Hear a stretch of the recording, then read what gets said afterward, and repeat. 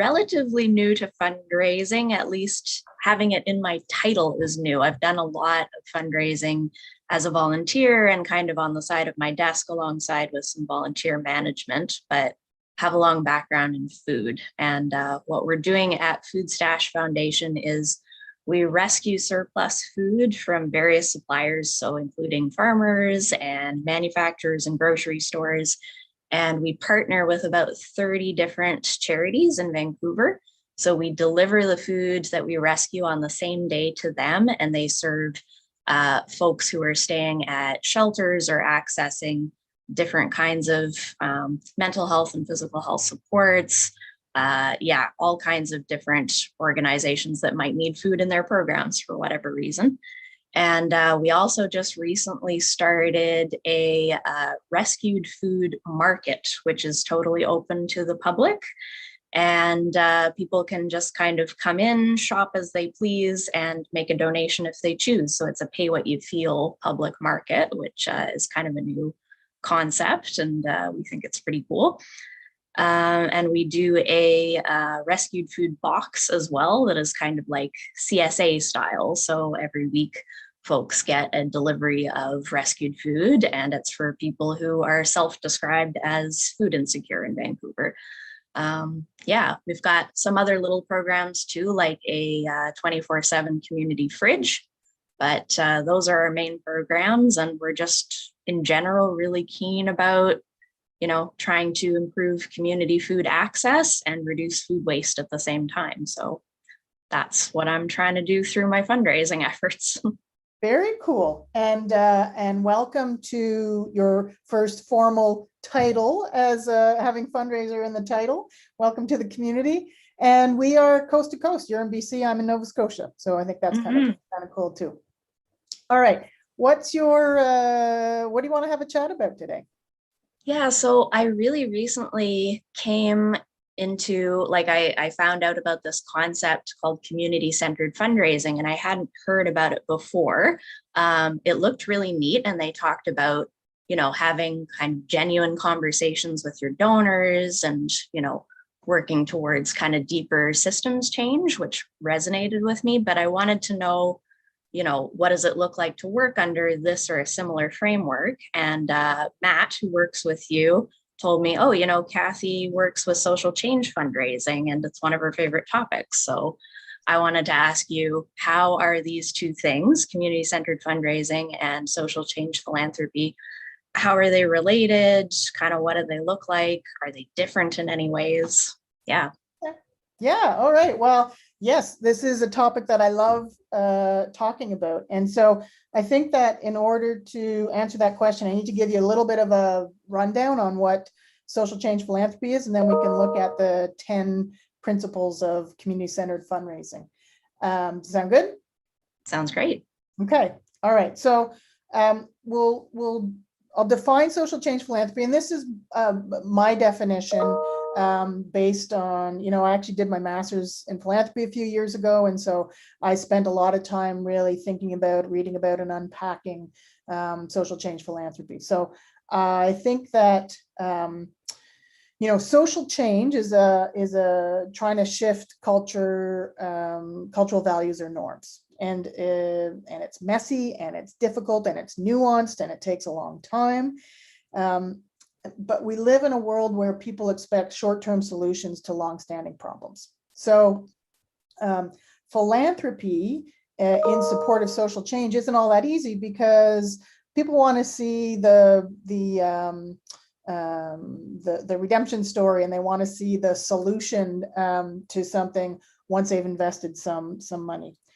So what I wanted to do when I was doing a lot of research on this was to really look at social change philanthropy through a complexity theory lens, which sounds like a bit eggheady, but it's not all that complicated, despite the fact that it's called the complexity theory lens. And complexity theory just says, guess what? The world is complex, which, if you've ever been alive, is no news to you.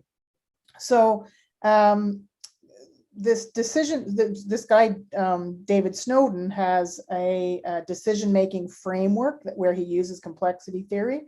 And so I use that to look at social change philanthropy. And it offers us a way to kind of find solutions to problems in a messy world.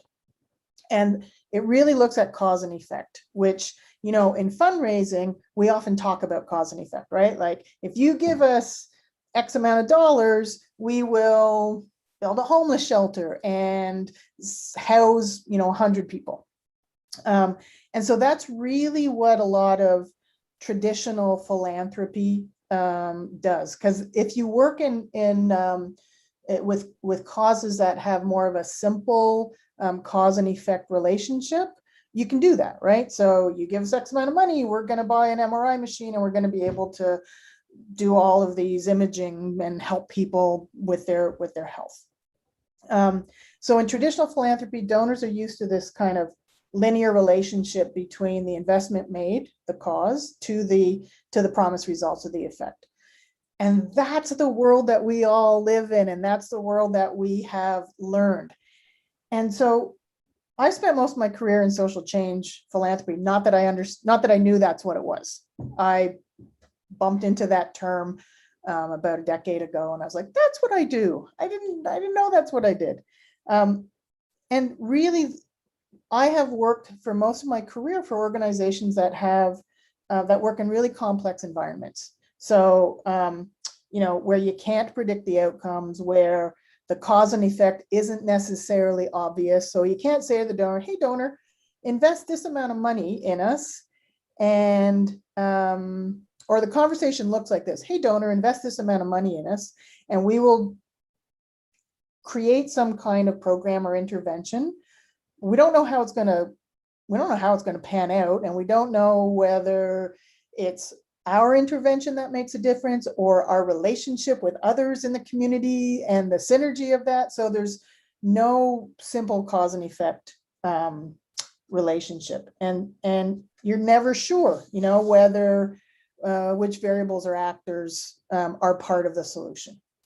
So that's kind of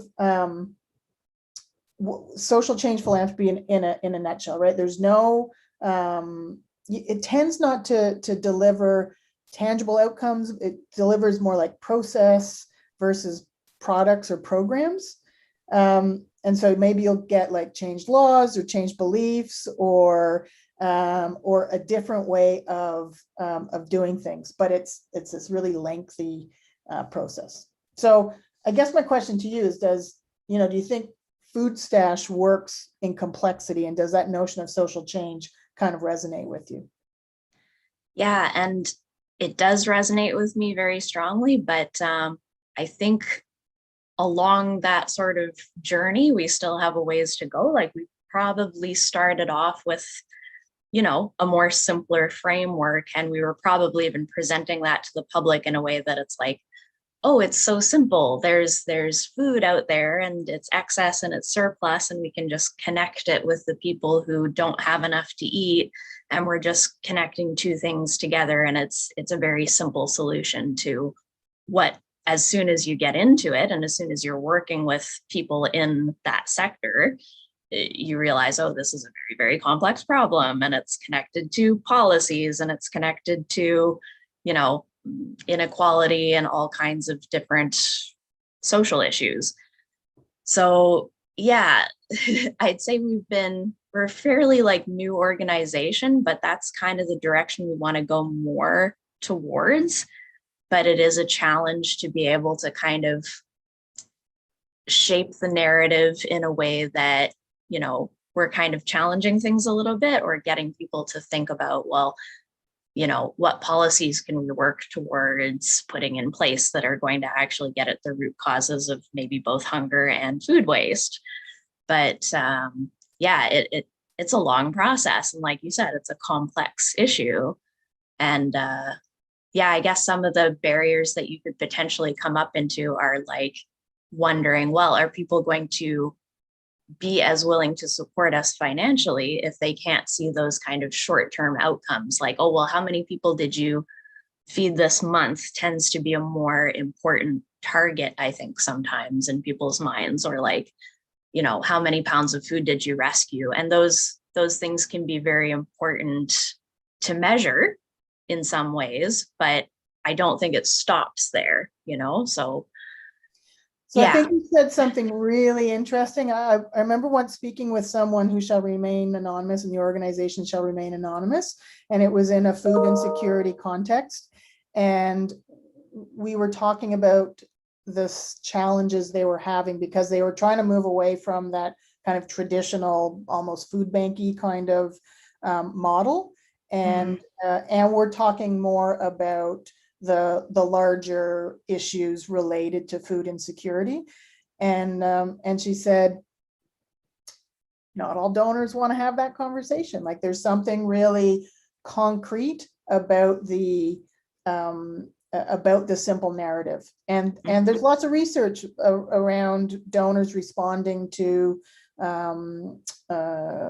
cases that make a strong and somewhat simple case. So for those of us who work in social change philanthropy, there's some philosophical things that we need to think about. Like, do we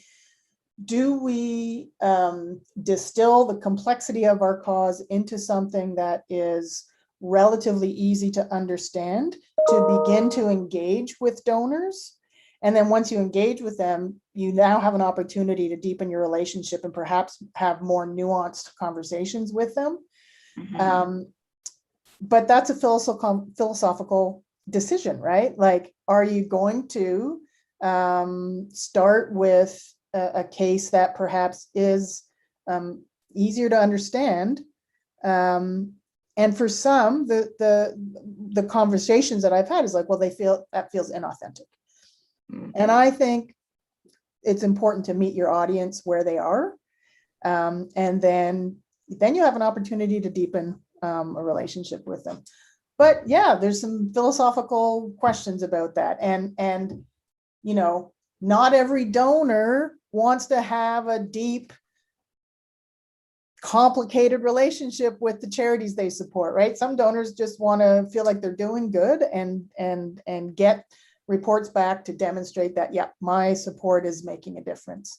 So it is like, it's not an easy decision to make. As a fundraiser, I'm tasked with helping organizations raise money. And so what I try to have conversations with my clients about is, okay, well, how do we do both? How do we engage people and then sort of take them on a journey once they've kind of have become real partners in the fundraising journey? And I think that's an important part, donors as partners and having honest conversations with them. We talked a little bit about this earlier. Our sector has sort of been built on this notion that you have to deliver the good news story to donors. And I think, everything in our world has shifted in the last couple of years because of COVID. And I think philanthropy is too. And it's an opportunity for us to begin to have different kinds of conversations with our donors. Yeah, that's a good point about the pandemic too. I've heard a lot of people in the nonprofit sector say that in some ways, as horrific as everything is, maybe this is an opportunity as well to kind of dig into some systemic issues that have kind of been uncovered that we haven't, been forced to look at a little bit more closely, and now we really have to. So, yeah. Yeah, I mean, this is not an original thought, but yes, the pandemic has definitely shone a light on the inequities that those of us who work in this sector have always existed. But for folks who didn't work in the sector, they're seeing it in a new and different way. Yeah, for sure. So we said we'd kind of go through the 10 principles of community-centered fundraising. So why don't we do that and see, and then we'll end the conversation kind of talking about what's the difference or what's the similarity between the two, which is what your original question was. Great. All right, so I've got the 10 principles in front of me. First one is fundraising must be grounded in race, equity, and social justice. Cool. Does Food Stash, do you think, follow that principle? Yeah, and I think one area that has been a little bit tricky too is, like, we know from any kind of background research you care to do that food insecurity is very much tied up in issues of race and social justice. But being able to, I guess, ask, well, yeah. Yeah, I'm not sure what I was going to say there, but like, yeah, being able to kind of dig into that in a way that's specific to our community, because we don't always 100% know who is visiting our doors at the market. We don't necessarily ask a lot of questions because we want to keep it as low barrier as possible. Yeah. But yeah, being able to kind of know who we're serving, I guess, in the community, and like what our demographics look like, because we get asked those questions a lot on grant applications and even from our fundraisers, like, what percentage of the people you serve are in this demographic group, or, identify as Indigenous and so on. We don't collect a lot of that data right now too. So that can be another reporting issue. Like, we don't want to force people to give up information that maybe they don't want to give up, or they just don't want to get into those conversations with us or give us a bunch of personal details. And if your goal is to serve people with dignity, then there's questions around whether or not collecting that information, yeah. How much do we need that information in order to really make a strong case for what we're doing, or to, support some kind of a policy change that we want to see, for example. So that's been a difficult issue to navigate, I think, for us. Yeah. I mean, this is the thing: social change philanthropy, supporting social justice issues. There is a lot of complexity. Things that aren't as simple as they might appear on the surface. All right. So principle 2 and 3 are have some similarities to me. So number 2 is individual organizational missions are not as important as a collective community. I love that. Nonprofits are generous and mutually supportive of one another. That is such, I think, an important principle, and one that is so difficult for many organizations to live. I have been really fortunate to work with some clients who live that, and as their fundraising consultant, I remember thinking, oh, I know you did the right thing, but man, it hurts because you just gave away a bunch of money to another organization in your community. And I know it was the right thing to do. So good on you.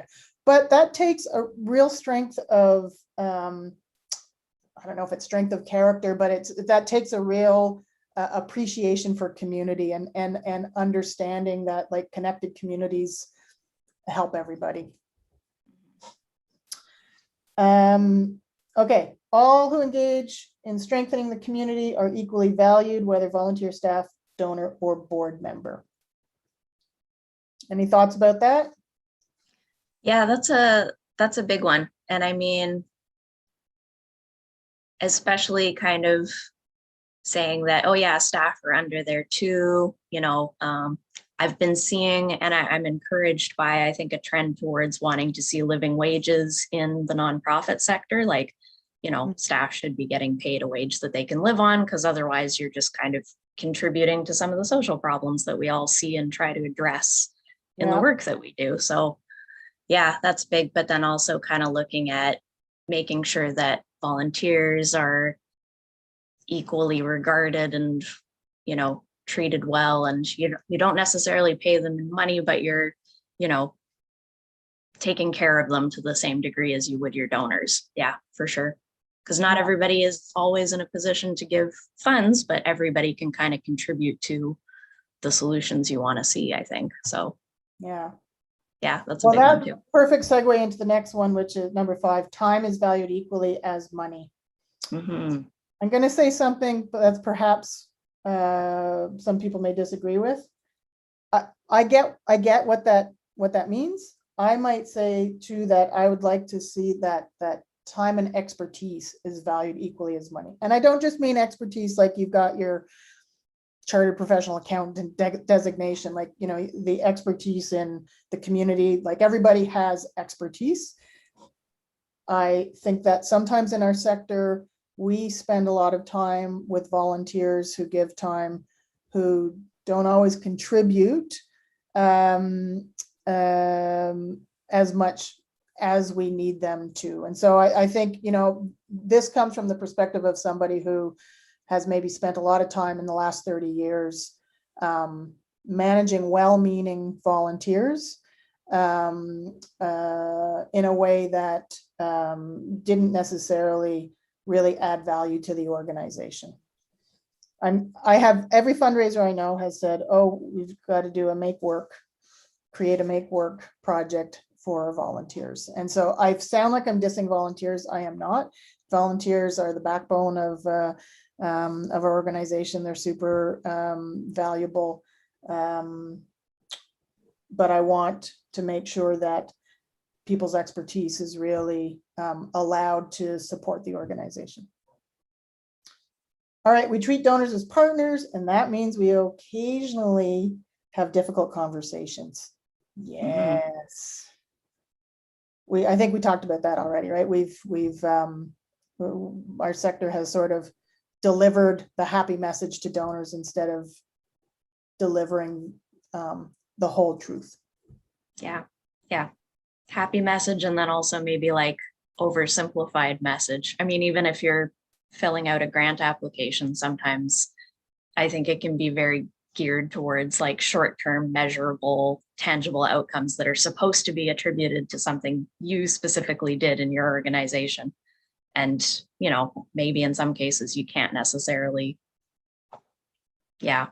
attribute it to the one thing that you did. It's in a bigger context. So, yeah.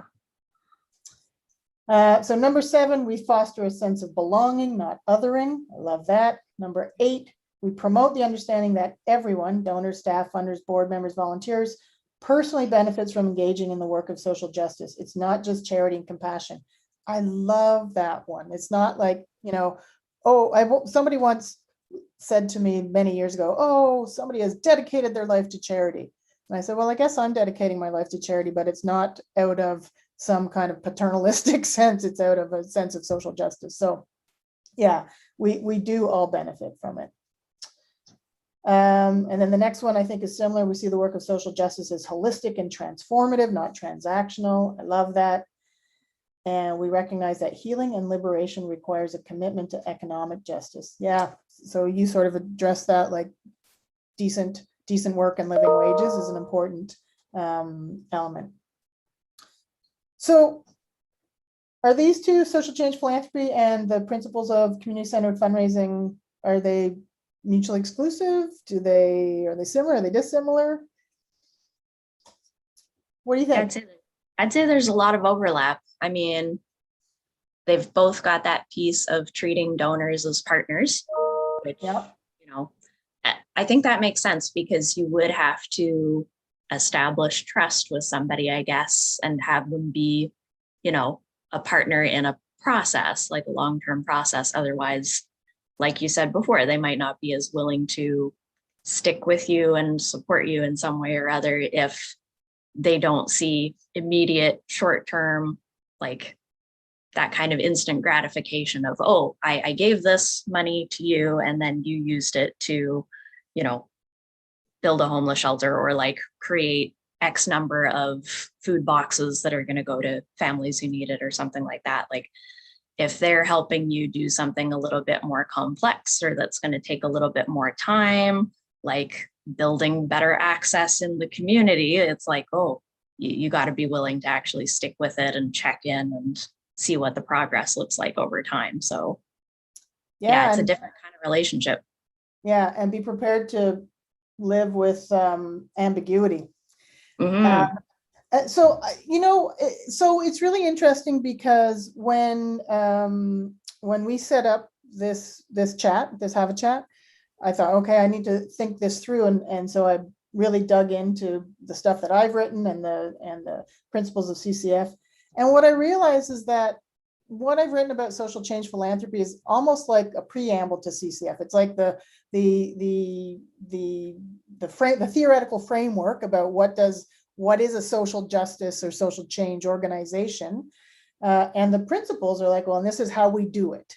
So I'm not speaking on behalf of folks who really have started the movement of community-centered fundraising, but I'm delighted to see it, and that we're having these kinds of conversations, and that it is helping to distinguish the work that those of us who work in complexity, work in social justice, to distinguish that from fundraising that might have more linear cause and effect relationships between the donations that donors make and the outcomes. Mm-hmm. Yeah. So thank you for asking the question. Thank you for contributing your insights. I do have another follow-up question though, because I've joined this Slack group about community-centric fundraising because I figured, oh, if I want to know more about community-centric fundraising, looks like they have some conversations on Slack. Maybe that's a good way to kind of keep in touch with that. If I wanted to kind of dig in more to social change philanthropy, do you have any recommendations or resources that I should get in touch with? Or yeah, well, that is other than just chatting with you, of course. Question. You could read my master's thesis, which is more accessible than one would think for a master's thesis. I would say that, so I first came across the term when I was reading a book called Robin Hood Was Right, which talks about social change philanthropy. So that's, it's been out for a while. I haven't read it for a while, but when I ran into that term, I was like, oh, that's what I've been doing all these years. It's not just that I work in a small or medium-sized shop, it's that I'm working in causes that have a lot of complexity around them. I don't know where else. I don't know a lot of people who talk about it. I mean, Kim Klein used to talk a lot about it.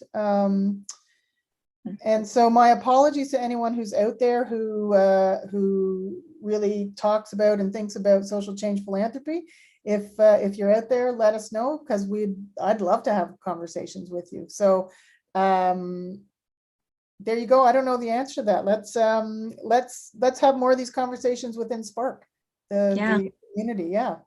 Yeah, maybe somebody in the Spark chat will contribute, or they'll have some ideas, or maybe they've dug into it before and we don't even know about it. Yeah. My experience is that the term is not well understood. I remember, when I was doing my master's, I sort of decided, okay, this is the thing that I'm gonna try to talk about a lot for the rest of my career. I did my master's later in life, and I thought, well, I've got 15 years left of fundraising in me, so I'm going to really talk about social change philanthropy. And I remember being at an AFP session that I was presenting at about strategic planning, but I thought, well, I'm going to stealth slide in the social change philanthropy. And there's about 60 people in the room, and I said, who's heard of the term social change philanthropy? And only 3 people put their hand up. So it's not necessarily a term that we use widely. I'm going to do what I can to get it more understood. Great. Yeah. And I guess I'll now be on the lookout for similar concepts that might be, hiding under a different name. I'm sure these ideas are all over the place, maybe, but not in a very, I don't know, organized way sometimes, or maybe you find bits and pieces of them everywhere in different philosophies. So cool. Yeah. So, and when you find them, let us know. Maybe we'll start keeping a record of them, and maybe this is the start of something more formalized about it, rather than me just writing and posting it in the forums that I have. Awesome. Stephanie, thank you so much for this. We've gone 9 minutes over time, but I felt like there was still a lot that we had to say. So I'm really glad that we did it. Thank you for asking the question. Thank you for joining me and having a chat with me today. Thanks for having me. All right, Matt, you can. Hello.